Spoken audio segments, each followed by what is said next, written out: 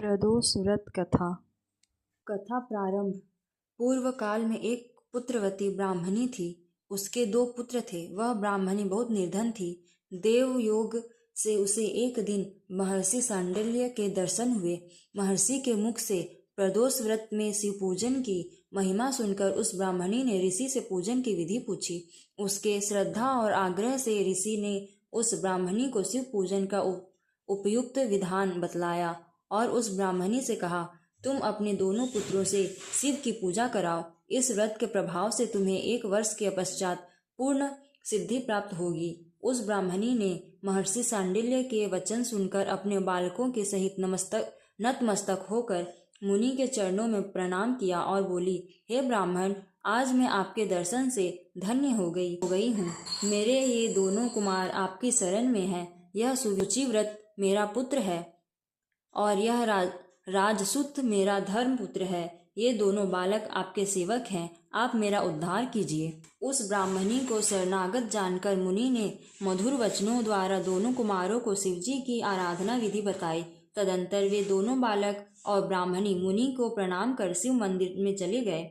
उस दिन से वे दोनों बालक मुनि के कथा अनुसार निम्न पूर्वक प्रदोष काल में शिवजी की आराधना करने लगे। पूजा करते हुए उन दोनों को 4 महीने बीत गए। एक दिन राजसूत की अनुपस्थिति में शुचिव्रत स्नान करने नदी किनारे चला गया और जल क्रीड़ा करने लगा। संयोग से उसी समय उसे नदी की तलहटी में चमकता हुआ धन का बहुत बड़ा कलश दिखाई पड़ा। उस धनपूरित कलश को देखकर शुचिव्रत बहुत ही प्रसन्न हुआ। वह उस कलश को सिर पर रखकर ले आया। कलश को भूमि पर रखकर वह अपनी माता से बोला, हे माता, शिवजी की महिमा तो देखो। भगवान ने इस घड़े के रूप में हमें संपत्ति दे दी है। उसकी माता घड़े को देखकर आश्चर्य करने लगी और राजसूत को बुलाकर कहा, बेटे मेरी बात सुनो। तुम दोनों इस धन को आपस में आधा आधा बांट लो। माता की बात सुनकर शुचिव्रत अत्यंत प्रसन्न हुआ, परंतु राजसूत ने अपनी असहमति प्रकट करते हुए कहा, हे माँ, यह धन तेरे पुत्र के पुण्य से उसे प्राप्त हुआ है। मैं इसमें किसी प्रकार का हिस्सा लेना नहीं चाहता, क्योंकि अपने किए हुए कर्म का फल मनुष्य स्वयं ही भोगता है। इस प्रकार शिव पूजन करते हुए एक ही घर में उन्हें 1 वर्ष व्यतीत हो गया। एक दिन राजकुमार ब्राह्मण के पुत्र के साथ वसंत ऋतु में वन विहार करने के लिए गया। वे दोनों जब साथ साथ वन में बहुत दूर निकल गए तो उन्हें वहां पर सैकड़ों गंधर्व कन्याएं खेलती हुई दिखाई पड़ी। ब्राह्मण कुमार उन गंधर्व कन्याओं को क्रीड़ारत देखकर राजकुमार से बोला, यहाँ पर कन्याएं विहार कर रही हैं, इसलिए हम लोगों को अब और आगे नहीं जाना चाहिए, क्योंकि ये गंधर्व कन्याएं शीघ्र ही मनुष्यों के मन को मोहित कर लेती हैं। इसलिए मैं तो इन कन्याओं से दूर ही रहूंगा। परंतु राजकुमार उसकी बात अनसुनी कर कन्याओं के विहार स्थल में निर्भीक भाव से अकेला ही चला गया। उन सभी गंधर्व कन्याओं में प्रधान सुंदरी उस राजकुमार को देखकर मन में विचार करने लगी कि कामदेव के समान सुंदर रूप वाला वह राजकुमार कौन है। उस राजकुमार के साथ बातचीत करने के उद्देश्य से उस सुंदरी ने अपनी सखियों से कहा, सखियों, तुम लोग निकट के वन में जाकर अशोक, चंपक, मौलसीरी आदि के ताजे फूल तोड़ लाओ। तब तक मैं तुम्हारी प्रतीक्षा में यही रुकूंगी।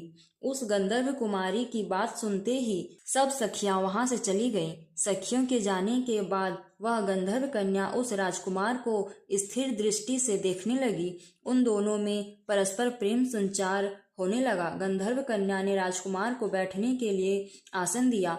प्रेमालाप के कारण राजकुमार के सहवास के लिए वह सुंदरी व्याकुल हो उठी और राजकुमार से प्रश्न करने लगी, हे कमल के समान नेत्रों वाले, आप किस देश के रहने वाले हैं? आपका यहाँ आना क्यों हुआ?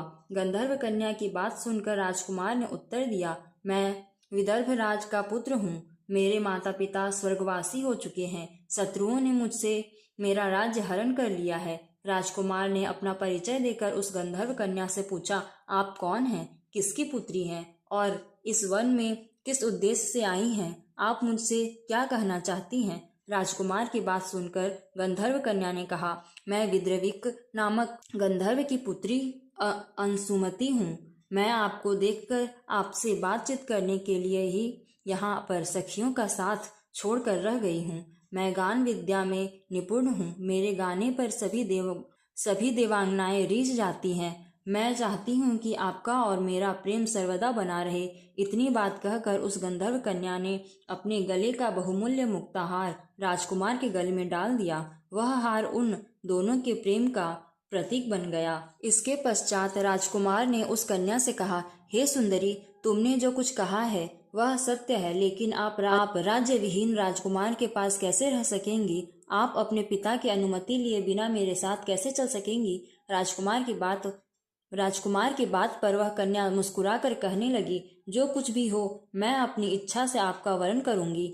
अब आप परसों प्रातःकाल यहाँ पर आइएगा। मेरी बात कभी झूठ नहीं हो सकती। गंधर्व कन्या ऐसा कहकर पुनः अपनी सखियों के पास चली गई। इधर वह राजकुमार भी सूचिव्रत के पास जा पहुंचा और उसने अपना सारा वृत्तांत कह सुनाया। इसके बाद वे दोनों घर को लौट गए।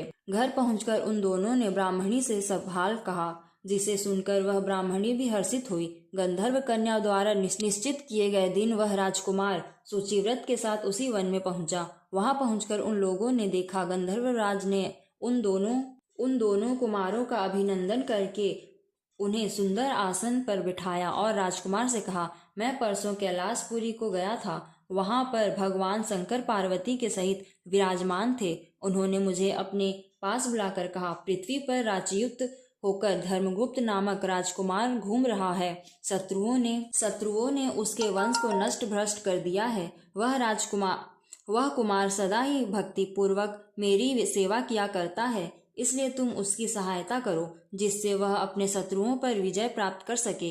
इसलिए मैं भगवान शिव की आज्ञा से अपनी पुत्री अंशुमति आपको सौंपता हूँ। मैं शत्रुओं के हाथ में गए हुए आपके राज्य को वापस दिला दूंगा। आप इस कन्या के साथ 10,000 वर्षों तक सुख भोग कर शिवलोक को चले जाएंगे। शिवलोक में जाने पर भी मेरी पुत्री इसी शरीर से आपके साथ रहेगी। इतना कहकर गंधर्व ने अपनी पुत्री का विवाह राजकुमार के साथ कर दिया। दहेज में अनेक बहुमूल्य रत्न, वस्त्र, रथ आदि प्रदान किए। इसके अतिरिक्त दास दासियां तथा शत्रुओं पर विजय पाने के लिए गंधर्वों की चतुरंगिनी सेना भी दी। राजकुमार ने गंधर्वों की सहायता से शत्रुओं को नष्ट कर दिया और वह अपने नगर में प्रविष्ट हुआ।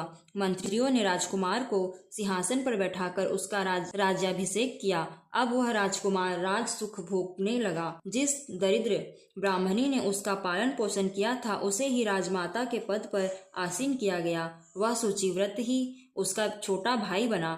इस प्रकार प्रदोष व्रत में शिव पूजन के प्रभाव से वह राजकुमार दुर्लभ पद को प्राप्त हुआ। जो मनुष्य प्रदोष काल में अथवा नित्य ही इस कथा को श्रवण करता है, वह निश्चित ही सभी कष्टों से मुक्त हो जाता है और अंत में वह परम पद का अधिकार बनता है।